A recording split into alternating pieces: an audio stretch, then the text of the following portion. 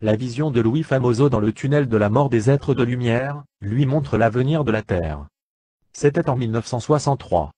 Je devais être libéré de la marine en octobre. Après 2 campagnes, cela faisait du bien de retourner dans le monde. J'avais de l'argent dans les poches, des amis sur la plage, des endroits où aller et des femmes à rencontrer.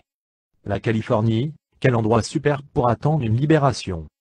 Je voulais retourner chez moi en voiture en traversant les USA, mal m'en a pris, car j'ai eu un très grave accident. Arrivé à l'hôpital, le médecin a vu un grand trou sur le côté de ma tête, il le nettoya lorsque l'infirmier militaire, qui se tenait à côté de moi, lui demanda s'il pouvait s'entraîner, en recousant l'entaille de ma main. Il lui répondit que oui, car il pensait que je n'allais pas tenir le coup. Il pensait m'installer une plaque dans ma tête, mais comme j'avais perdu une énorme quantité de sang, il me voyait mourir avant. Une infirmière alla jusqu'à demander si elle devait faire venir l'aumônier de la base. Le médecin attrapa mes plaques d'identification. Quand il lut agnostic et résus négatif, il murmura « Je ne pense pas que ce garçon s'en serait soucié, mais appelez-le si vous le voulez. » Je me suis mis à penser qu'il faisait là preuve d'un manque de délicatesse. Et l'infirmier militaire qui s'entraînait sur ma main commençait aussi à m'énerver quand, tout à coup, je me suis mis à flotter en direction du plafond. Je pouvais ainsi contempler ma propre opération qui semblait désespérée. En regardant autour de moi, je remarquais la poussière déposée sur les néons du bloc opératoire. Cela m'avait fait penser qu'ils auraient pu faire un peu mieux le ménage. Puis j'entendis le docteur prononcer « Étiquetez-les, mettez-le dans le sac, infirmière, car on ne va pas avoir besoin de cette plaque. » Et vous, infirmier, avez-vous terminé avec cette main? Oui, monsieur, répondit-il. Alors, recouvrez-la avec le drap pour le moment, mon garçon. Je n'avais aucun sentiment de peur, en fait tout ce que je ressentais c'était de l'émerveillement, de la curiosité. J'étais impatient de voir ce qui allait se passer ensuite.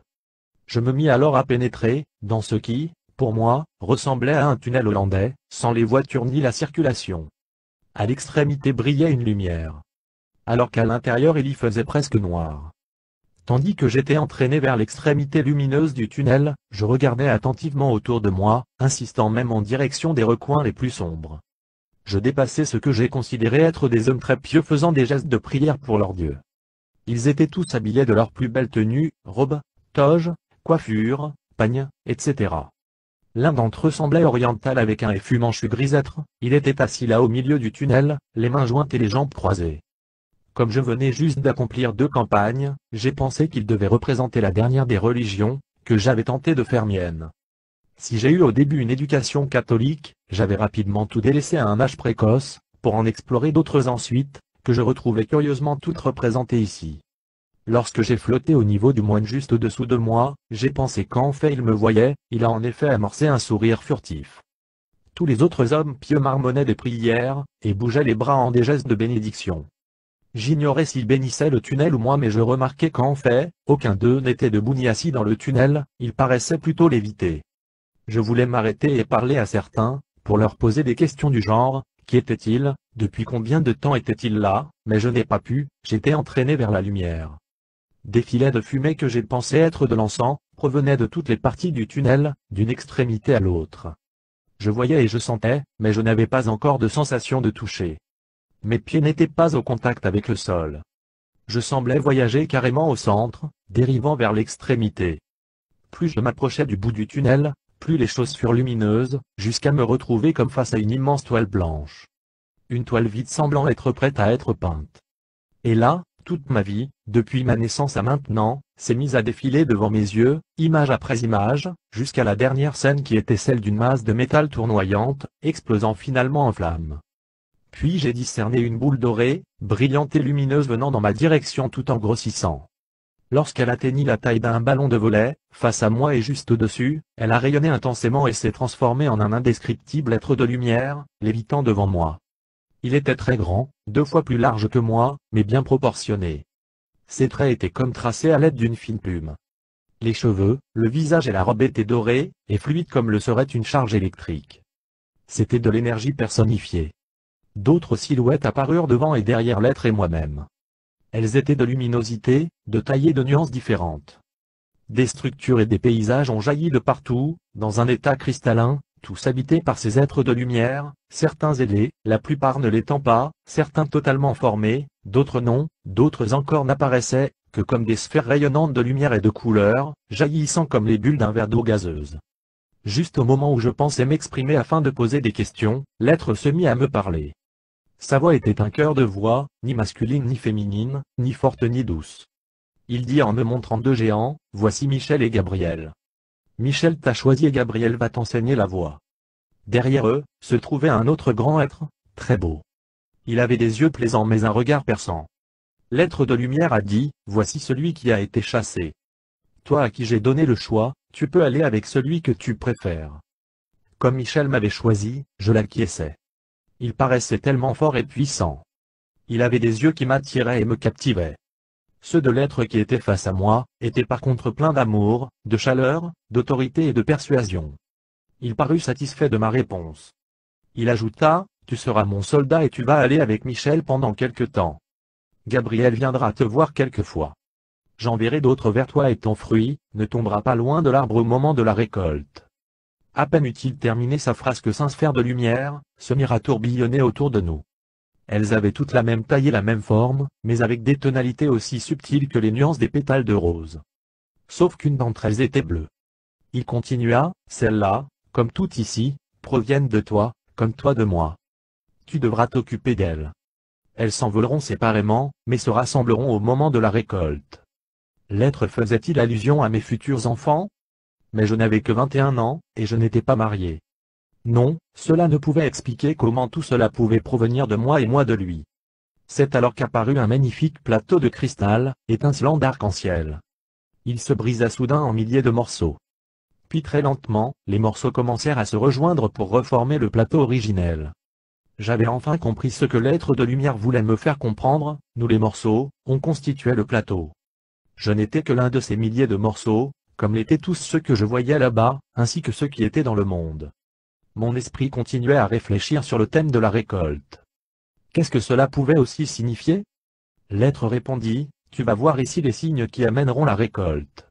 Je vis alors apparaître des images, comme sur des écrans de télévision. Mais elles étaient si réalistes, comme si elles se produisaient devant moi, dans le présent. Il ne m'était pas possible de me retourner, je faisais comme partie de la vision. J'y ai vu des scènes d'hommes en uniforme tuant d'autres hommes en uniforme. Certains portaient des insignes américains. Il y avait aussi des milliers d'hommes en civil tuant des milliers d'hommes en civil de différents pays, de différentes religions, de différentes armées de différentes décennies. Je ressentais la souffrance que ces personnes éprouvaient. Je demandais combien de temps cela allait durer? L'être me répondit, l'homme sera une proie pour l'homme, jusqu'à ce que l'homme prie pour l'homme. Les visions me montrèrent ensuite de nombreuses inondations sur différents continents, à différentes saisons. Je marchais au beau milieu d'elles, ressentant la force de l'eau tout en inhalant l'odeur de la mort. Des centaines de vies, des hectares de culture, des milliers d'animaux d'élevage ou sauvages flottaient. Après je vis des volcans tout autour du monde, entrant en éruption l'un après l'autre. La lave en fusion ensevelissait des villes, les gens et les animaux avec elle. Puis des tremblements de terre détruisaient des zones entières.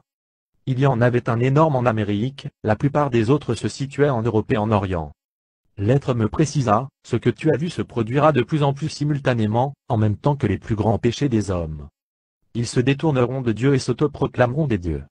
C'est alors que Michel me fit signe de le suivre. Je fus alors embarqué à travers l'univers, les novas, les soleils, les planètes, tout ce que j'avais regardé de la Terre peu de temps auparavant. D'innombrables planètes tournaient autour d'innombrables soleils. Plus nous approchions du centre, plus les galaxies étaient nombreuses. C'était un peu comme pour le plateau de cristal. La plupart des morceaux brisés se trouvaient au centre, mais les premiers avaient été projetés loin du centre, cela avait été ainsi dans tout l'univers. Tout n'était rien d'autre qu'un cercle dans un cercle entouré d'un cercle. Chaque niveau, chaque dimension n'était qu'une couche de l'origine qui était sans fin. Et un grand nombre de ces planètes comportaient de la vie. Des sphères se joignaient aux créatures de ces planètes. Toutes les créatures n'étaient pas identiques selon les planètes, mais avaient des caractéristiques communes, une tête, un corps et des extrémités. Je passai ensuite devant la constellation d'Orion pour enfin retrouver la Terre. Mais là immédiatement m'est apparue la vision de millions de gens pleurant à cause de la dévastation de secteurs de New York. Je vis aussi un énorme tremblement de terre de magnitude 8,6, dans un endroit appelé Eureka. Une station spatiale semblait tomber du ciel à cause d'une explosion interne. Et des missiles étaient simultanément tirés dans l'espace depuis plusieurs nations. C'est Gabriel qui se chargea de moi ensuite. il me fit voir le soleil en expansion, qui crachait d'énormes boules de plasma, plus qu'il ne l'avait jamais fait dans le passé, en direction même du plan orbital des planètes. Je ne pouvais quitter la Terre des yeux, regardant les effets que ces éruptions avaient sur elle. Je l'ai vu osciller follement, comme une toupie en fin de giration. La rotation a cessé, puis elle a repris lentement tout en restant beaucoup plus inclinée. Des nuages de cendres se propagèrent sur la Terre. Quand ils disparurent, les océans se mirent à monter, d'abord dans le Pacifique, le long de la ceinture de feu, puis ailleurs. Les eaux passaient sur les terres émergées, qui se mirent à s'enfoncer sous la pression supplémentaire des eaux. Mais quand cette pression réussit à compenser la modification de la rotation de l'axe de la Terre, notre planète avait changé d'aspect. Elle semblait plus neuve, plus propre, plus belle avec des verts plus profonds et des bleus plus clairs. Il y avait des gens sur cette terre, ils semblaient plus heureux et plus satisfaits, bien qu'ils aient paru vivre à la manière de nos peuples primitifs. Des villes, construites dans l'Antiquité et submergées par les océans, étaient maintenant occupées par les survivants de ce nouveau monde. Des tribus s'unirent à d'autres tribus pour former de petites nations. Il n'y avait plus de guerre, mais une paix et un bonheur authentiques. Gabriel me demanda de faire connaître ce message aux autres habitants de la Terre. Qu'il ne fallait pas désespérer, quand tout cela allait survenir, car ce n'était pas la fin du monde. Qu'il fallait observer Orion pour connaître, quand ces transformations allaient avoir lieu. Mais que se passera-t-il pour les habitants de la Terre pendant ce changement, lui demandai-je. Gabriel me précisa que certains allaient être enlevés, alors que d'autres resteraient sur Terre pour la renouveler. Je fus alors propulsé dans le même tunnel obscur qu'auparavant, comme un mouton dans un aspirateur, avec autant de maîtrise qu'un train de marchandises devenu fou. Je me réveillai face à une infirmière qui m'enleva les croûtes de sang, qui restaient du côté droit de ma tête. Mon corps était tourmenté de douleur. « Bon retour chez nous, me dit-elle. Nous étions pourtant sûrs que vous alliez nous quitter. Cela fait maintenant 7 jours que vous êtes dans le coma. On allait vous envoyer à la morgue, lorsque l'infirmier qui vous a recousu la main, remarqua un mouvement sous le bras, il vous a alors ramené précipitamment au bloc. Le médecin a trouvé incroyable, que la croûte dure, qui s'était formée sur le trou de votre tête, ait réussi à sceller la plupart des dommages. Vous voulez dire que l'infirmier qui m'a recousu la main au bloc opératoire m'a sauvé la vie? Oui, mais comment avez-vous su qu'il vous a recousu la main? Vous étiez inconscient? Effectivement, j'étais devenu pour eux un cas miraculeux. Non seulement je n'étais pas censé survivre à la perte de sang massive, mais le traumatisme crânien aurait dû au moins faire de moi un légume. Et mes blessures aux jambes et aux bras auraient dû me clouer à l'infirmerie pendant encore 2 ou 3 semaines. Pourtant, j'étais là, tout fonctionnait bien, en fait j'étais comme neuf, pas même de marque noire ou bleue pour indiquer ce que mon corps avait enduré.